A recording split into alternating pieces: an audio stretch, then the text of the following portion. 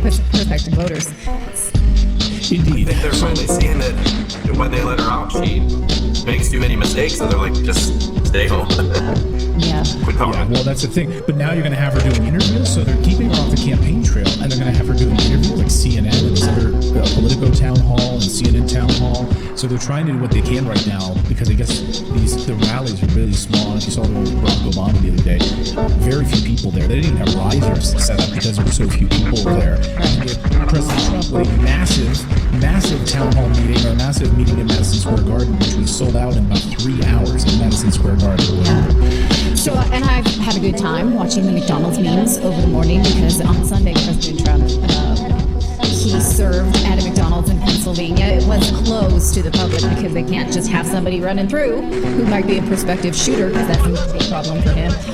But it does raise the question, can Kamala Harris prove that she worked at McDonald's? Now, Clayton and I both worked at McDonald's as teenagers, yeah. And I was wondering, how would I prove that? Because I don't have pay stubs from when I was 16. I didn't file taxes because I was under 18 and made under the threshold.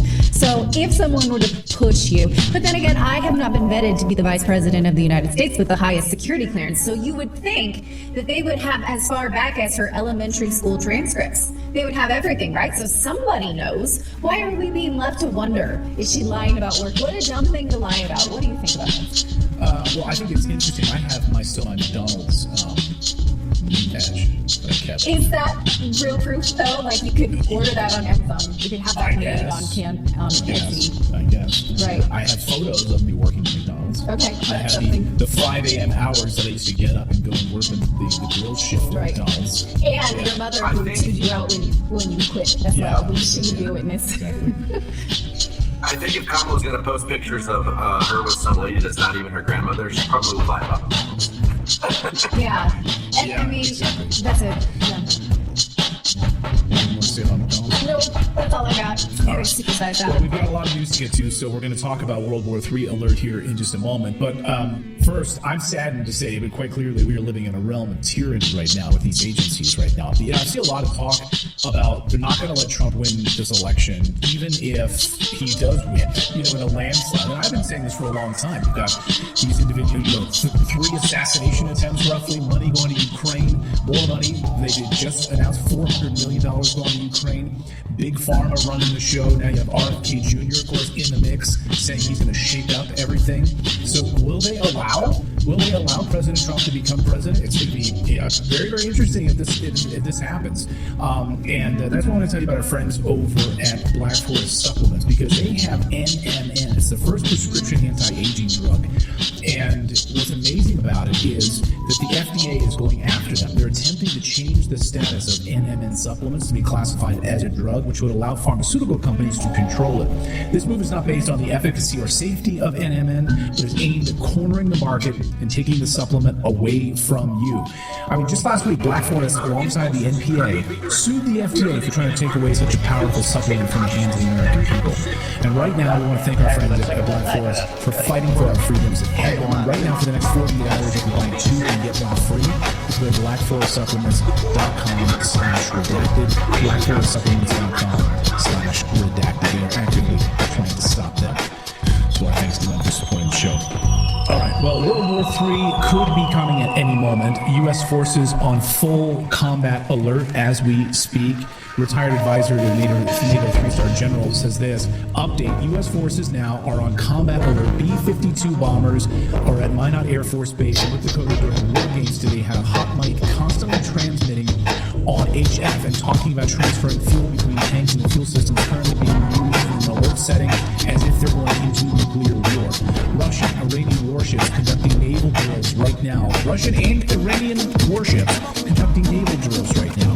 And some of the drills that they're planning and working on are if they are on fire, if they are attacked on fire. How will Russia respond to Iranian ships caught on fire?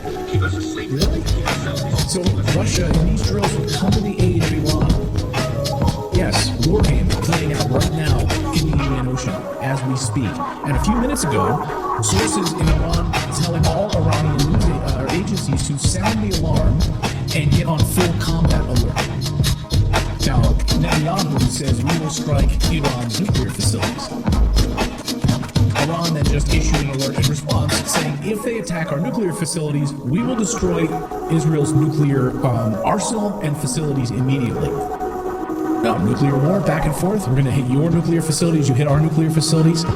And it doesn't seem like anyone's trying to stop this. Oh, don't worry, though. They're sending friend of Israel, Anthony Blinken, to the region to try to ease concerns about this. They are actively trying to drag us into World War III. China, Iran, and Russia, they're trying to attack us all. They're trying to either set us up to go to war with all of them all at once. This is the only way, of course, the deep state can retain power right now. And this is the way that I see it. Right before an election, 14 days before an election, Israel announces through these leaked documents that, oh, by the way, yes, we're about to attack. We're going to carry out this massive attack right before the U.S. election. And oh, by the way, we have nukes, which you've always known about but pretended not to know about. But now you know about it, and now the world knows you know about it. Right, so in these documents, exactly, that, oh, we have nuclear weapons, that Israel has nuclear weapons. Whoops, we've known about that since the 1960s, but Israel has been lying to the world, telling us that we don't have nuclear weapons. And if you speak out about it, you go to prison, by the way. You spill beans on that, you go to prison. We're watching right now, I think, the largest confluence of crises in world history all happening at once. And the last time, by the way, that this sort of confluence of crises all happening at once happened was right before World War II. And the timing couldn't be more obvious. 14 days before the election. I think we're about to be dragged into this world war. I think the Pentagon right now, again, I think they're half freaking out and half excited about it. The half that's upset about it, and I think freaking out about it, leaked these documents to the press. And now the U.S. is probing where this intelligence leak came from. That we learn about these documents showing that Israel is about to attack Iran, down to detailed plans about how exactly they're going to do that. And oh, by the way, the Israeli news media just about an hour ago or so confirmed, yes, the United States did know about this. That the leaked documents show U.S. intelligence on Israel's plan to attack Iran. The Israeli media saying that the White House, that the U.S.